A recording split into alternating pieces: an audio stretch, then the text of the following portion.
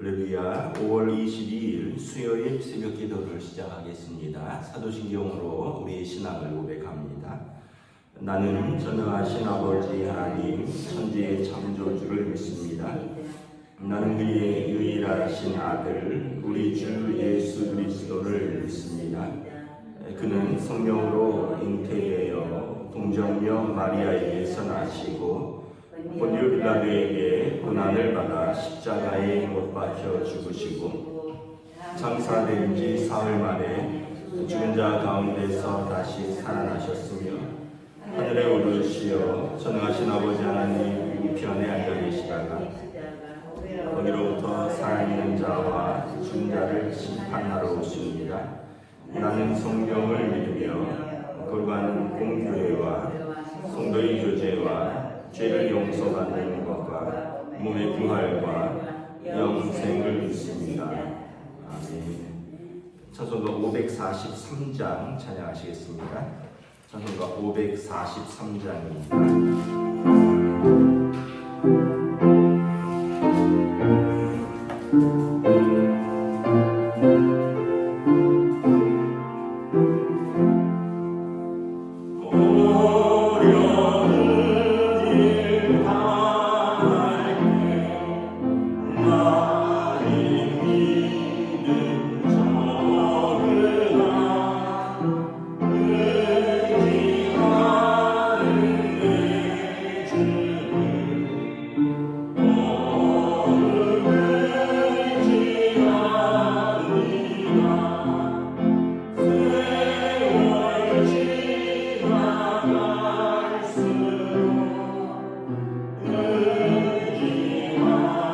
Oh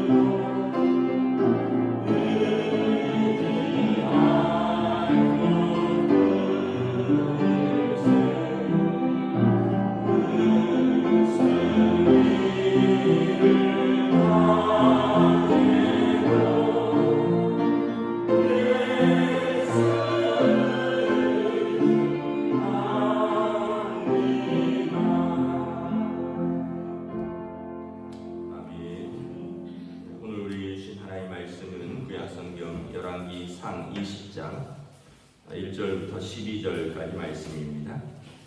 열왕기상 20장 1절부터 12절까지 말씀입니다.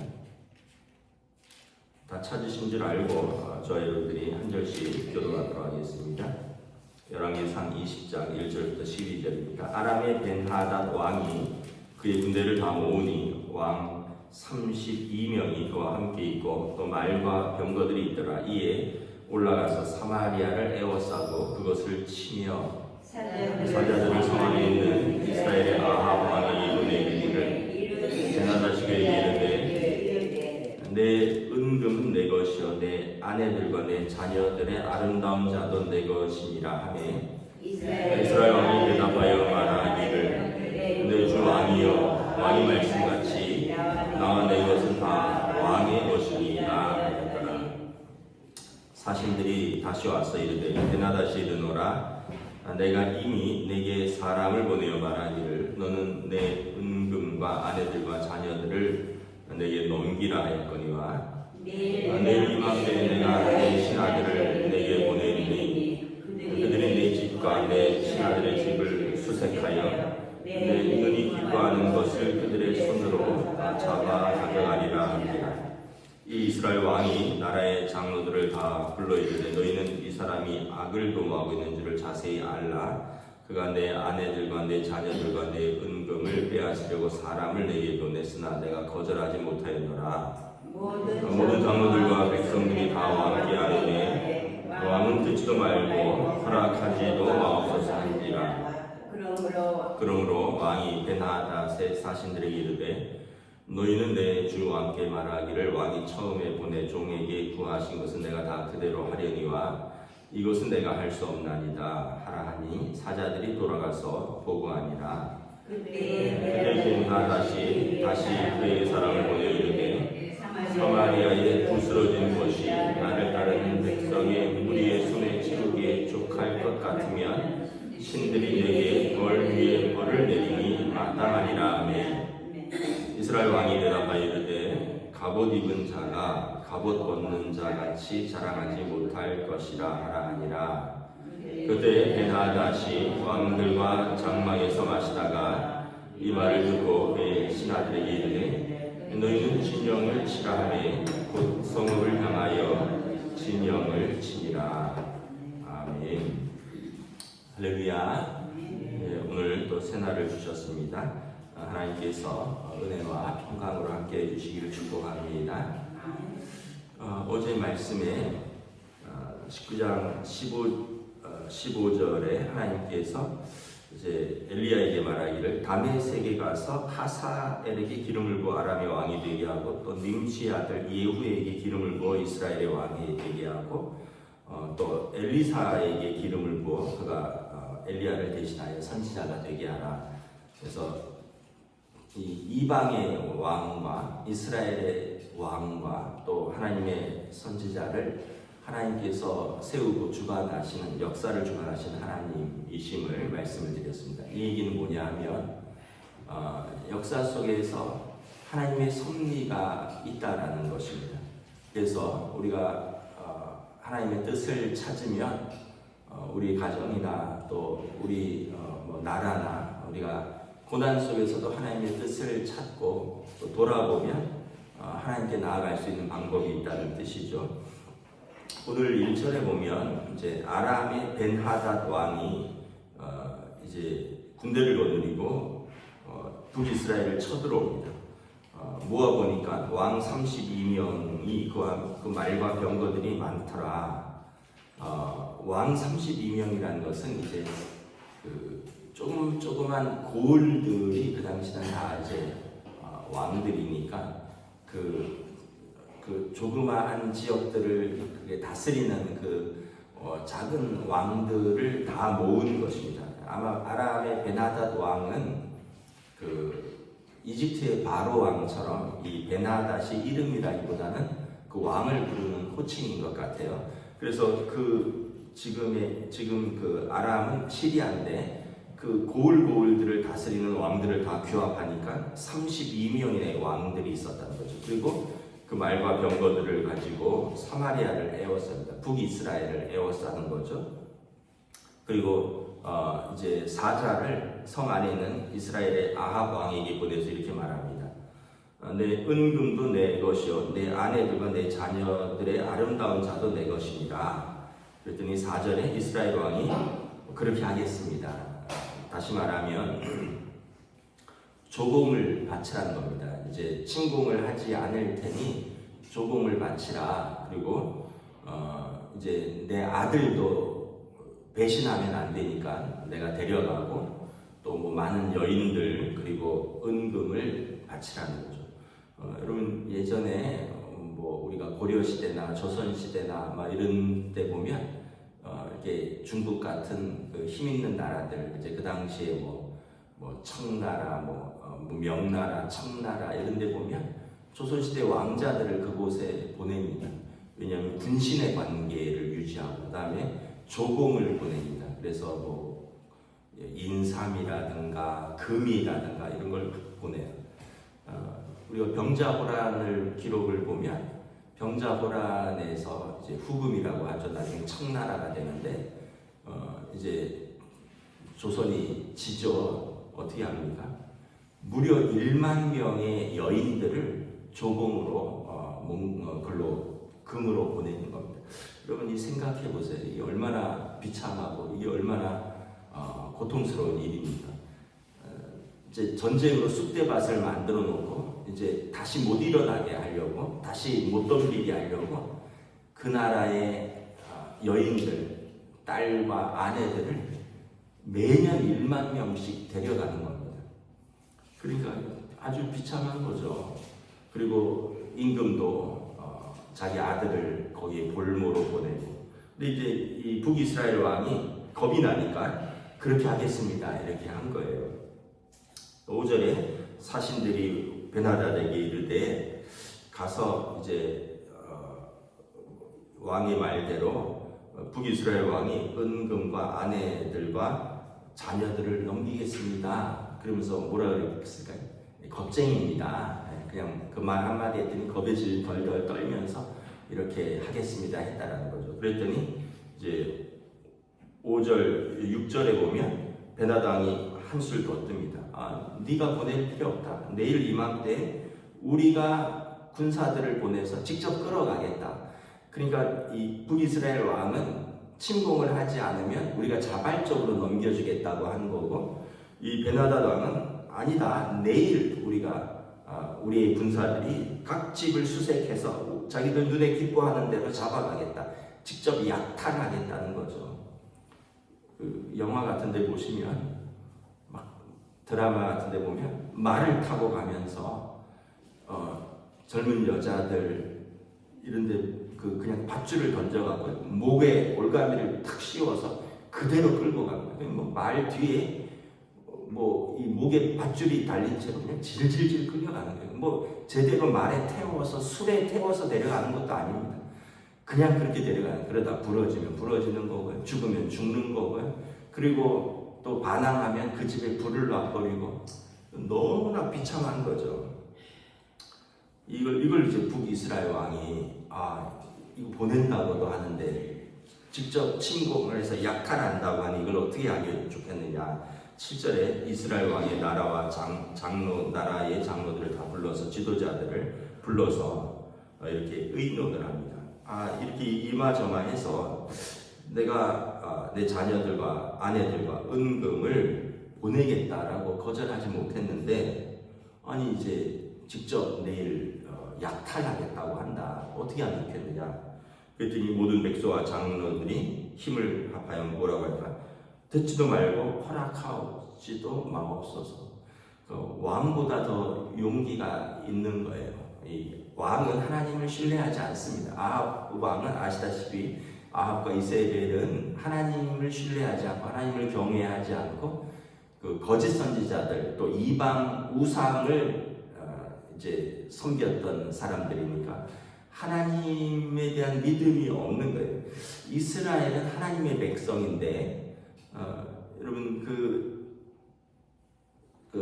이스라엘이 잘못하면 하나님이 이방이라는 나라들을 통해서 징계는 하시지만 중요한 것은 이방 나라는 그냥 징계의 도구라는 거예요. 마치 우리로 말하면 여러분 아들이 잘못하면 때때로 막대기를 들 수 있는데 막대기가 아들보다 중요하지 않다는 거예요. 막대기는 용도가 닿으면 부러뜨려 버리는 것이지 그 막대기를 드는 이유는 아들을 바로잡기 위한 것이라는 거예요. 그러니까 다시 말하면 이스라엘은 하나님의 백성이니까 이방을 통해서 하나님이 징계하시는 것은 이스라엘이 돌아오고 회개하고 바로잡으려는 것이지 그 이방이 더 중요한 게 아니라는 거예요.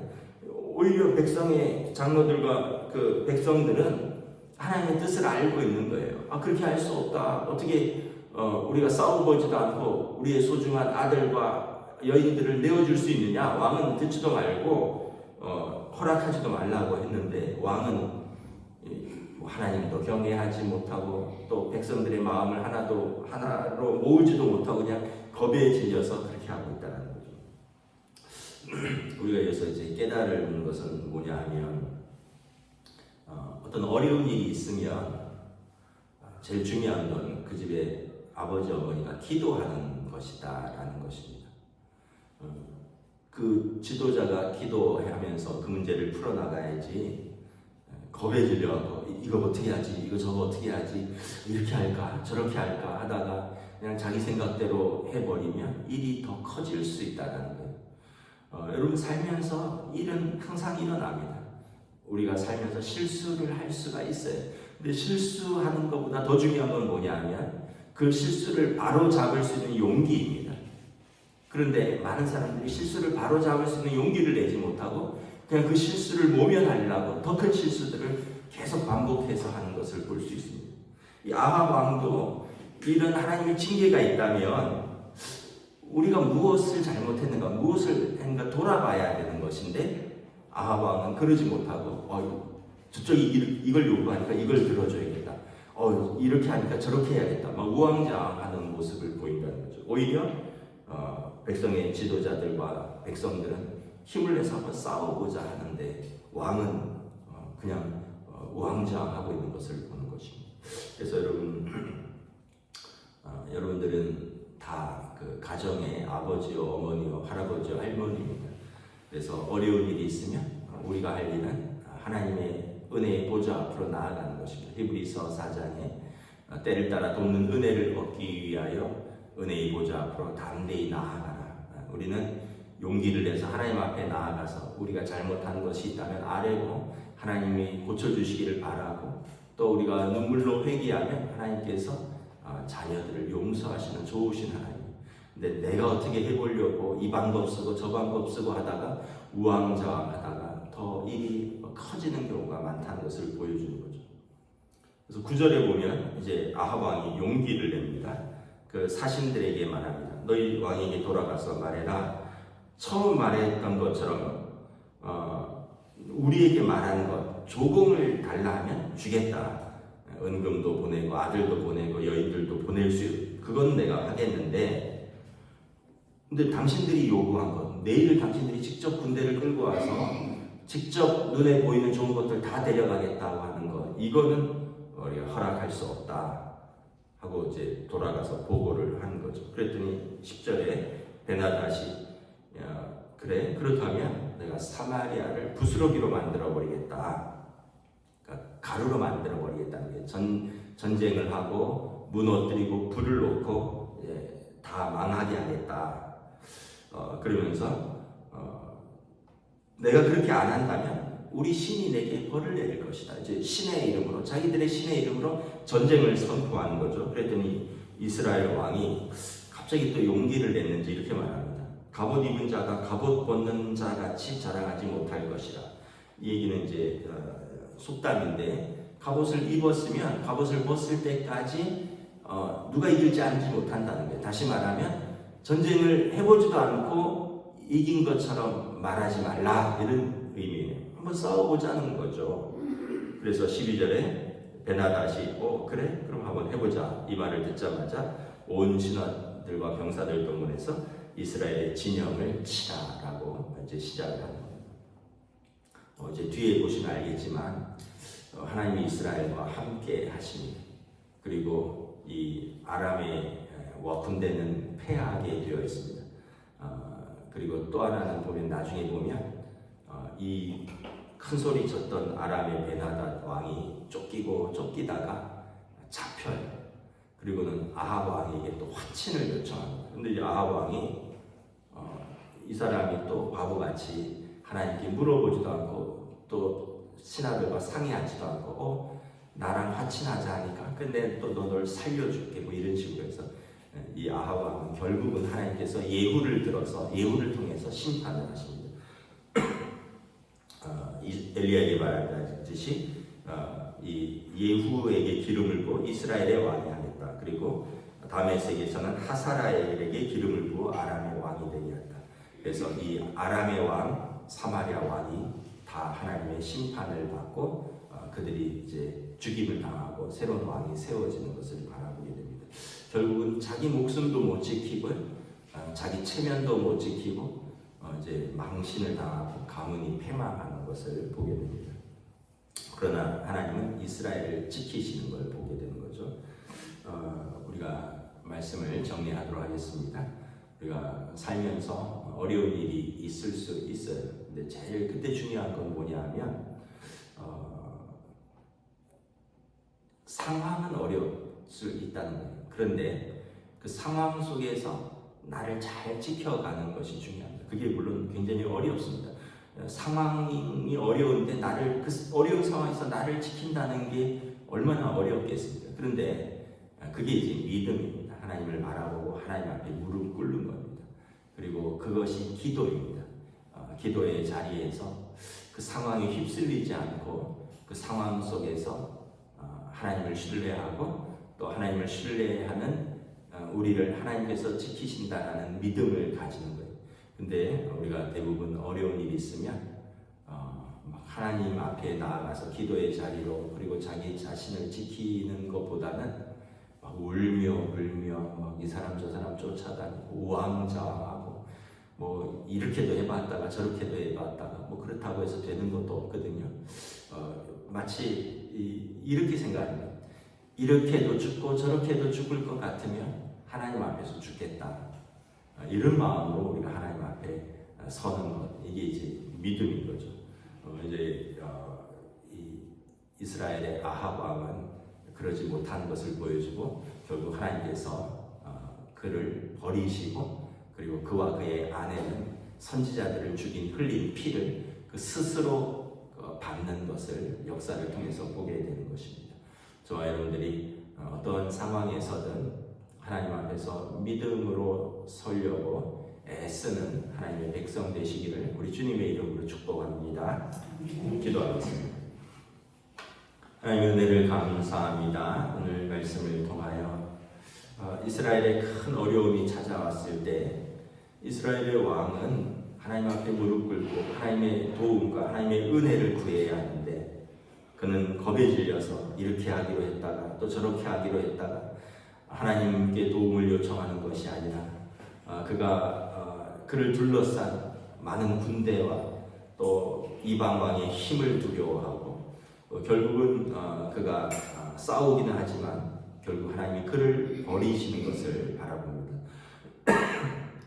오늘 우리의 삶 속에서도 우리의 삶에 위기가 있고 어려움이 있다면 무엇이 잘못되는가 하나님 앞에서 돌아보고 또 바로잡을 수 있는 회개의 용기를 더하여 주시고 또 어려울수록 하나님 앞에 기도의 자리로 나아가 하나님 앞에 눈물로 또 하나님께서 우리를 어떻게 바꾸시고 고치시고 다시 세우시는가를 바라볼 수 있는 믿음을 더하여 주시옵소서. 감사를 드리오며 우리 주 예수 그리스도의 이름으로 기도드리옵나이다. 아멘. 하늘에 계신 우리 아버지의 이름을 거룩하게 하시며 아버지의 나라가 오게 하시며 아버지의 뜻이 하늘에서와 같이 땅에서도 이루어지게 하소서.